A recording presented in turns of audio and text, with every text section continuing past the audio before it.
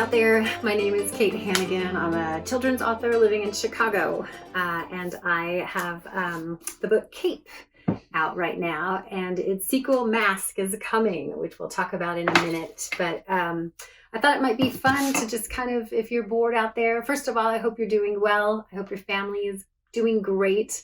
In our house, I have my husband and myself, we're home, and our 3 kids are home. One of them from college, so she's back under the roof again.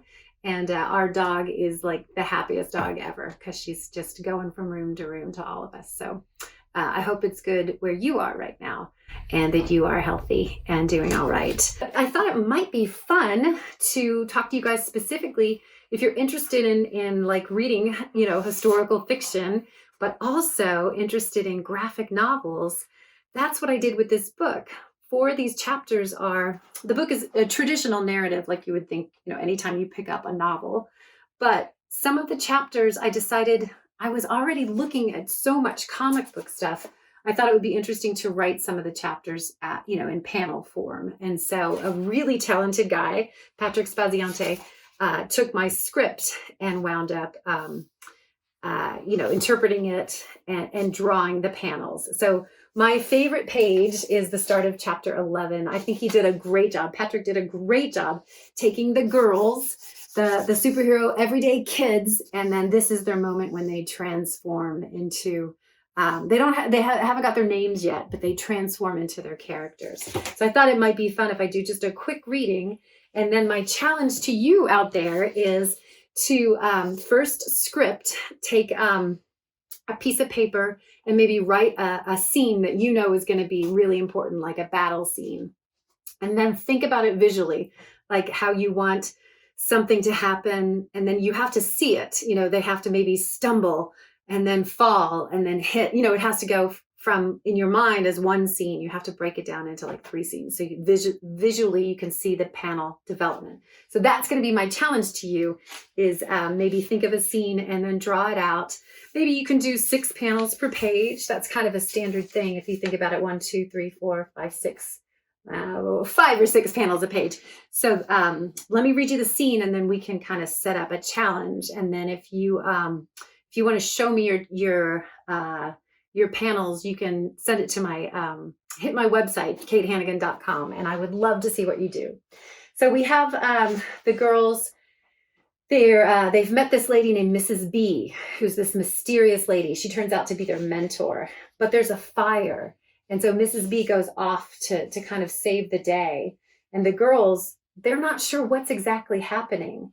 And so here we're just jumping into the scene where there's a fire down the hall. Mrs. B has gone down to help. The girls are standing there. They've just seen a superhero. All the superheroes have gone missing, mostly. And they've just seen a superhero get vaporized. His name was the Stretcher.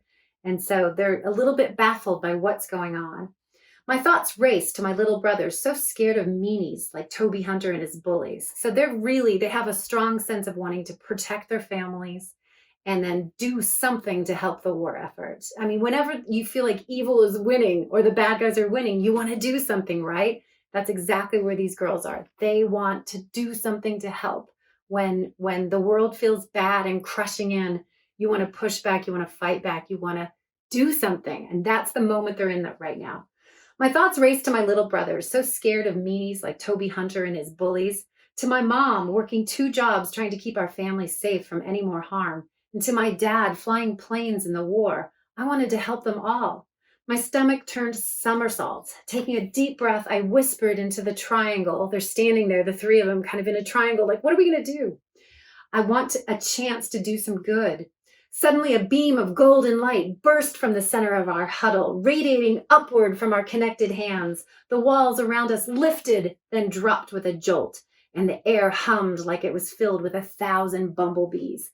What's happening? Gasped May, trying to steady herself in the blinding glow. Earthquake, Akiko announced sensibly, her eyes blinking rapidly under her mask. And as a wind kicked up and began to swirl around us, her hair whipped in all directions. Earthquakes happen all the time in San Francisco. But we're not in San Francisco, I shouted, clinging tightly to our clasped hands. We're here in the Carson building, wishing we had superpowers. The crackling electrical charge exploded in my ears now, and energy shot through my veins.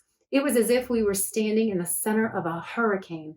Light and wind spiraled around us, and the powerful pulsing surged through our fingers, arms, legs, our entire bodies.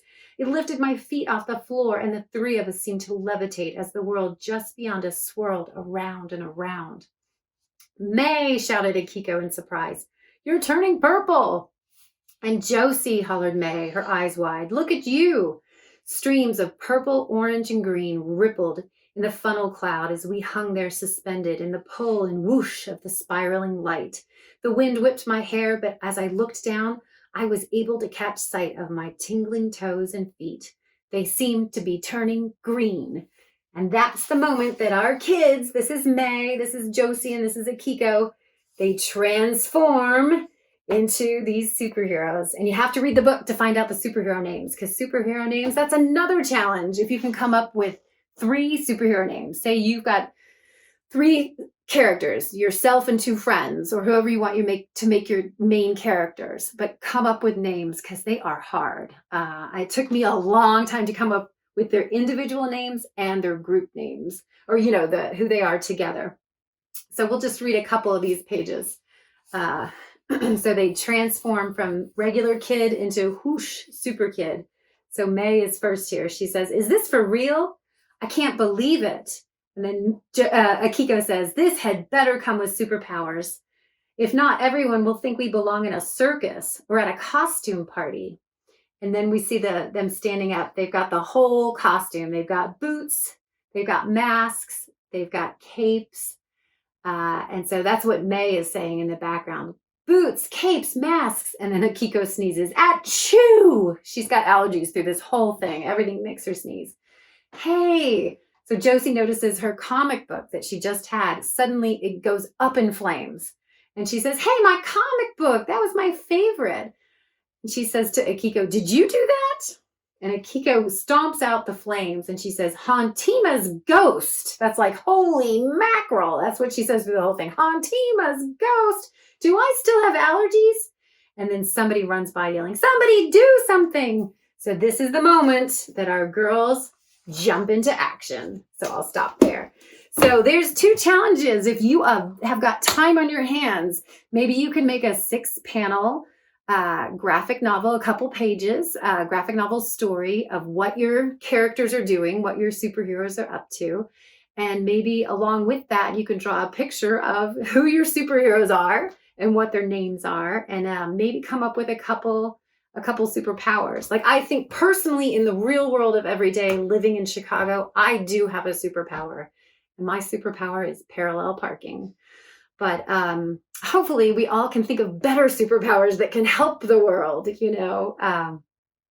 I had invisibility, maybe I would try to go, drop groceries off on people's doorsteps or something without them knowing who it was. And they just suddenly open up their door in the morning and they've got stuff they need. So you can think about things like that. So there's lots of ways you can kind of use some reading and some book time to kind of keep yourself entertained and maybe come up with some story ideas. And who knows, maybe before long, I will be reading your books and you'll be talking to me online. So I hope you're doing well. Take care and be good to your family. Bye.